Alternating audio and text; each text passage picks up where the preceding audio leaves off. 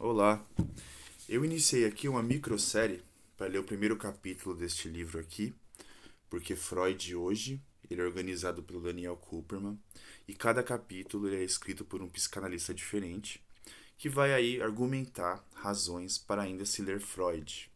Muita gente acredita que Freud está ultrapassado. Em termos, sim, mas não se pode ignorar as descobertas feitas por Freud.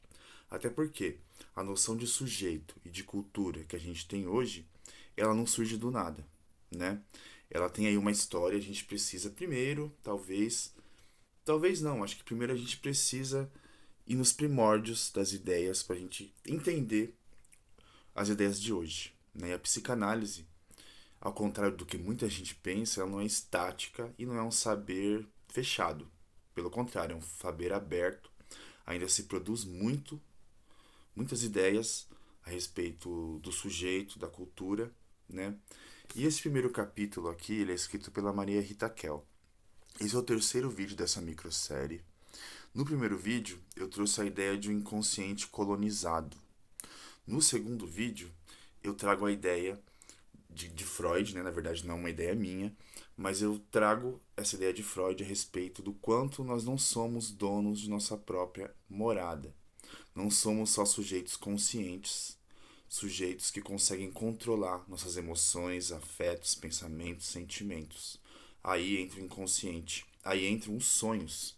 Através dos sonhos, Freud começa a estabelecer uma ideia do que é o inconsciente. Eu vou dar continuidade na leitura. É um texto curto, porém, como eu gosto de ir comentando, demora um pouquinho mais, né? Eu ainda estou no primeiro texto que a Maria Rita Kell seleciona, que é a Interpretação dos Sonhos, de 1900, que é o texto que inaugura a psicanálise, por assim dizer, né? E eu terminei o outro vídeo falando de como, apesar do inconsciente ter um desejo próprio, existia aí um sujeito do inconsciente, que a gente entende assim, isso não significa que a gente não possa se responsabilizar por nossos desejos inconscientes, né? Vou continuar aqui então.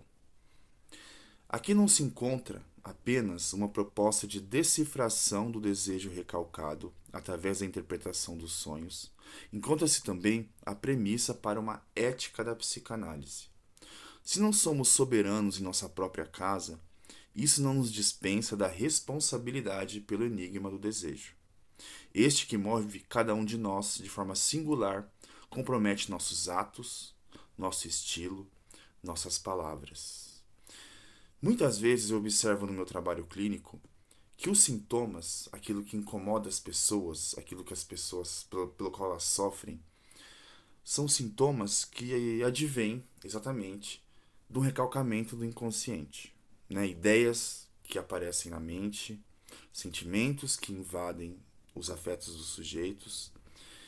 E é interessante aqui, né? Como se diz, como diz aqui.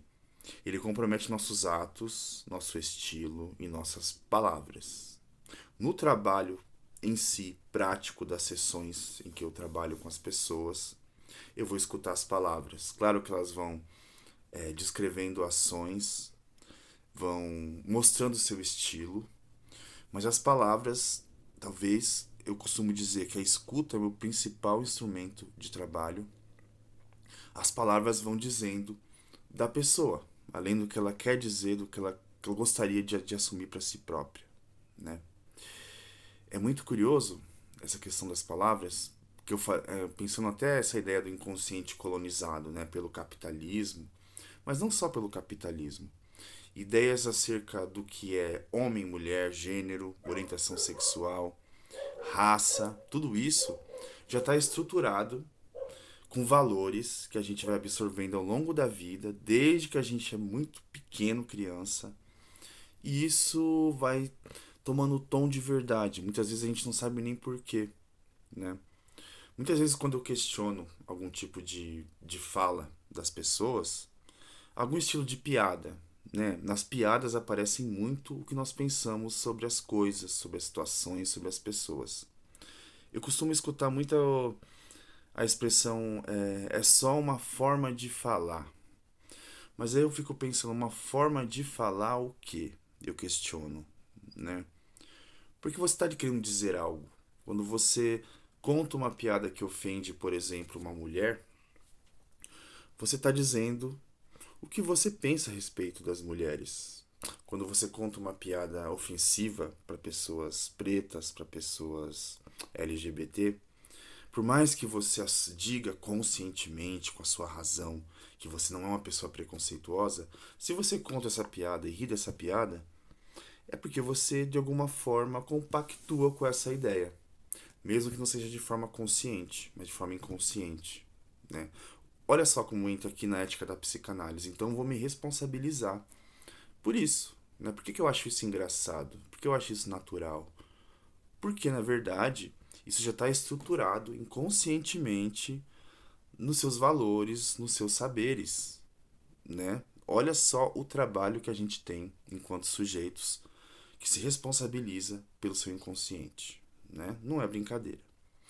O sujeito moderno é convocado, a partir da descoberta freudiana, a se responsabilizar pelos efeitos dessa outra instância que o constitui sem que ele tenha pleno domínio sobre esta. Essa é a responsabilidade freudiana ao dilema ético do sujeito do inconsciente, expressa no curto e luminoso texto sobre a responsabilidade moral pelo conteúdo dos sonhos. Não temos que nos culpar pelos desejos imorais ou escandalosos que alguns sonhos nos apresentam. Falei um pouquinho dessa questão aqui no outro vídeo, né?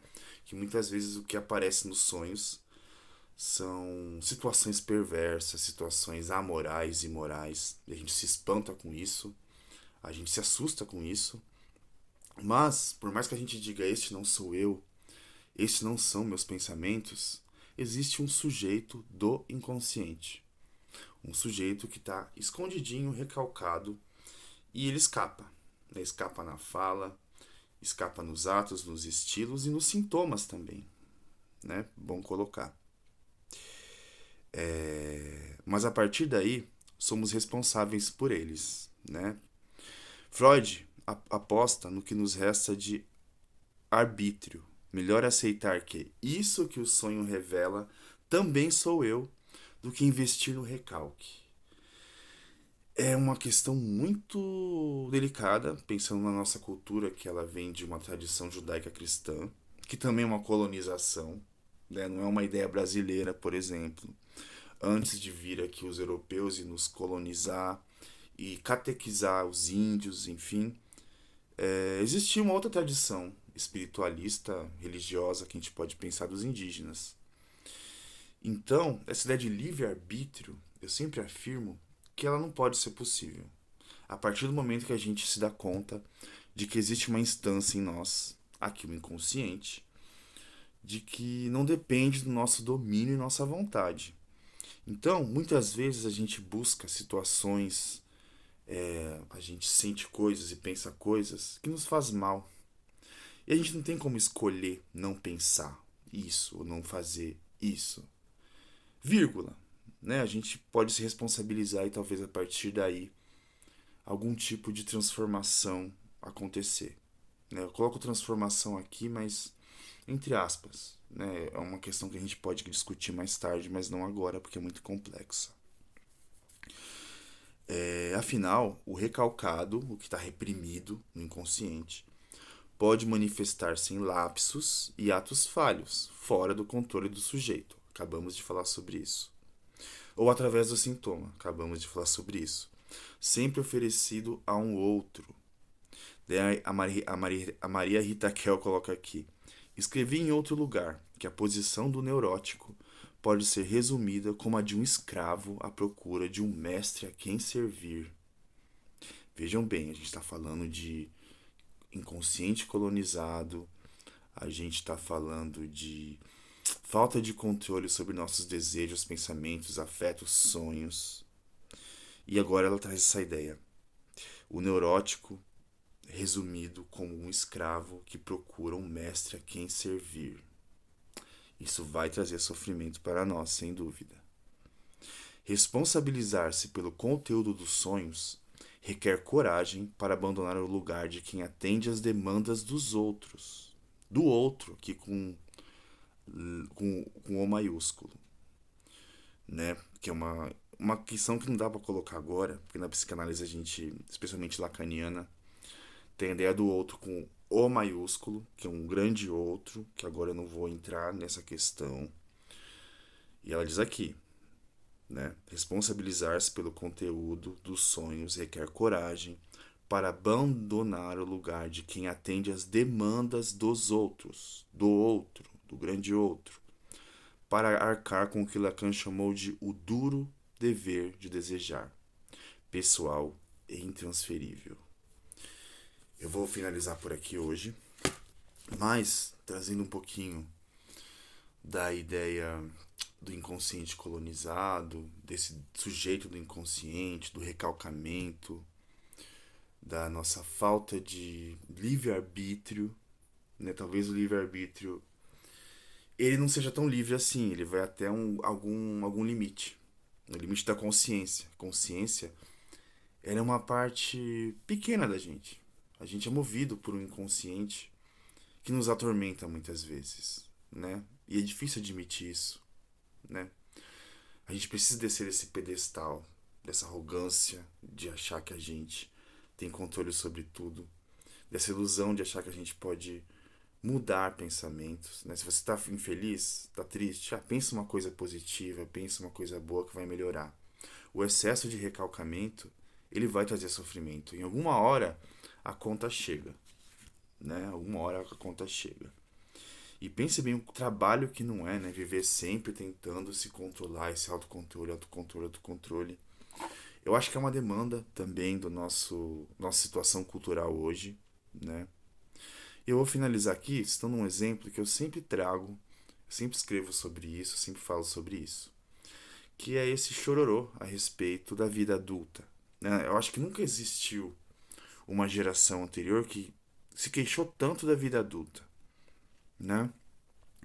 E eu costumo dizer que a questão não é a vida adulta, a questão é a vida na nossa lógica neoliberal capitalista, né? A questão é aí. O problema não é ser adulto, o problema é o sistema no qual a gente vive, né? E o nosso inconsciente está colonizado por esse sistema, por todos os seus valores. E eu aposto que o sujeito, a humanidade, ela tem a capacidade de pensar além, né? Por mais difícil que seja isso, por mais que seja angustiante, dê até preguiça de escutar essas coisas, eu invisto nessa ideia.